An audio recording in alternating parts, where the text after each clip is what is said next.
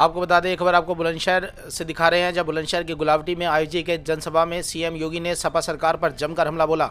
उन्होंने कहा कि भारत के प्रधानमंत्री नरेंद्र मोदी ने देश को कोरोना महामारी से बचाया है। साथ ही उन्होंने ये भी कहा कि उन्होंने फ्री वैक्सीन लगाकर लोगों को कोरोना महामारी से राहत दी है। आपको बता दें, सीएम योगी ने मंच से 2013 में मुजफ्फरनगर में हुए दंगों का जिक्र भी किया। उन्होंने कहा कि एक तरफ 2 जाटों की हत्या कर दी गई थी और ऊपर से लखनऊ में बैठा वो लड़का जाटों को मारने वालों को इनाम दे रहा था। जी हाँ, इस तरह के कटाक्ष उन्होंने पिछली सरकारों पर किए। और नागर जी ने भी उन्हें अपना आशीर्वाद दिया ही है, लेकिन हमारी वर्तमान विधायक श्रीमती बिमला सोलंकी जी ने भी उन्हें अपना आशीर्वाद देने के लिए आज इस मंच पर यहां पर उपस्थित हुई। और इसलिए मेरी आप सबसे अपील है कि 10 फरवरी को बड़ी सभाएं भले ही नहीं हो पा रही हैं, लेकिन आपका उत्साह इस बात को बताता है, क्या आपका उत्साह बताता है कि भीड़ हमारे लिए 1.5 लाख से ज्यादा है, क्योंकि आपका उत्साह 1.5 लाख लोगों को जोड़ने की क्षमता रखता है। एक वोट बीजेपी प्रत्याशी के समर्थन में, कमल के निशान में आपके नातेदार, रिश्तेदार, मित्र, शुभचिंतक, परिचित कोई कहीं भी रहता हो उत्तर प्रदेश में, फोन करिए। फेसबुक के माध्यम से, व्हाट्सएप के माध्यम से, इंस्टाग्राम के माध्यम से, मैसेज के माध्यम से, जैसे भी हो सकता है उन लोगों तक संदेश पहुंचाइए। प्रदेश की सुरक्षा के लिए भाजपा आवश्यक। ये जो लाल टोपी है ना, ये रेड अलर्ट है। हिस्ट्री सीटर और मुजफ्फरनगर के दंगों से जिन हिंदुओं का रक्त बहाता, उनके खून से रंगी हुई टोपी है वो। राम भक्तों के खून से सनी हुई टोपी है। इसलिए अलर्ट, लोगों को अलर्ट कर देने की आवश्यकता है।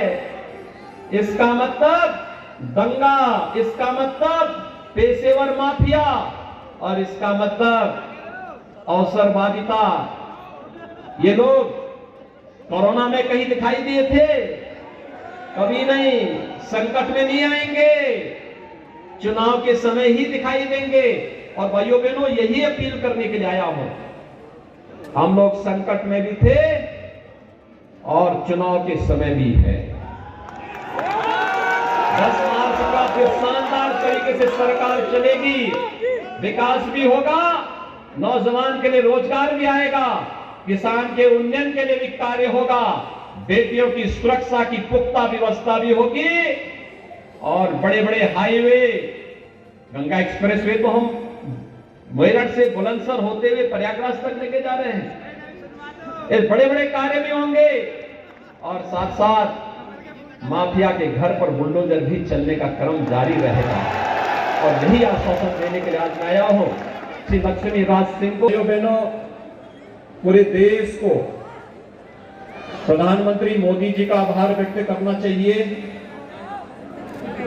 जिनके मार्गदर्शन में और जिनके नेतृत्व में पूरा देश इस सदी की पूरी ईमानदारी के साथ, पूरी प्रतिबद्धता के साथ कार्य कर रही है। भारत का कोविड प्रबंधन दुनिया के अंदर सराहा गया, और भारत में उत्तर प्रदेश में देश के अंदर सबसे अच्छा परिणाम देकर के अपने प्रत्येक नागरिक के जीवन को बचाने, उनकी जीविका को बचाने का कार्य भी किया। फ्री में टेस्ट, फ्री में उपचार, फ्री में वैक्सीन। कितने लोगों ने वैक्सीन ली है यहाँ पे? आप सबका मैं अभिनंदन करता हूं, आपने वैक्सीन ले लिया है। लेकिन भाइयों बहनों, जिन लोगों ने अभी भी वैक्सीन की पहली डोज ली है, दूसरी नहीं ली, समय आने पे वे दूसरी डोज ले लेंगे। लोगों ने कोरोना के तीसरी वेव को समाप्त कर दिया, यानी कोरोना का जो तीसरा वेव दुनिया के अंदर तबाही मचा रहा है, यहां आया और नियंत्रित होकर के अब समाप्त भी हो रहा है।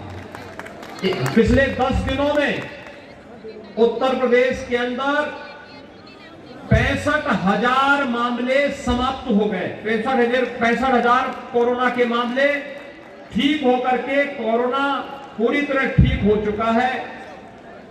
ये स्थिति वर्तमान में है और इसलिए कोरोना से बचाव के लिए जो कुछ हो सकता था, भारतीय जनता पार्टी की डबल इंजन की सरकार ने अपने स्तर पर वह प्रयास किया।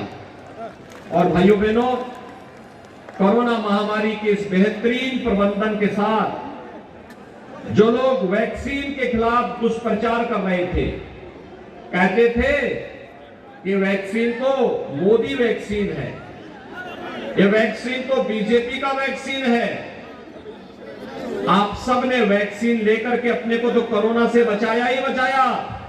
उन लोगों के मुंह पर एक जोरदार तमाचा भी दिया कि मोदी वैक्सीन ही सही, लेकिन ये देश कोरोना के खिलाफ देश की लड़ाई में विजयी बनेगा।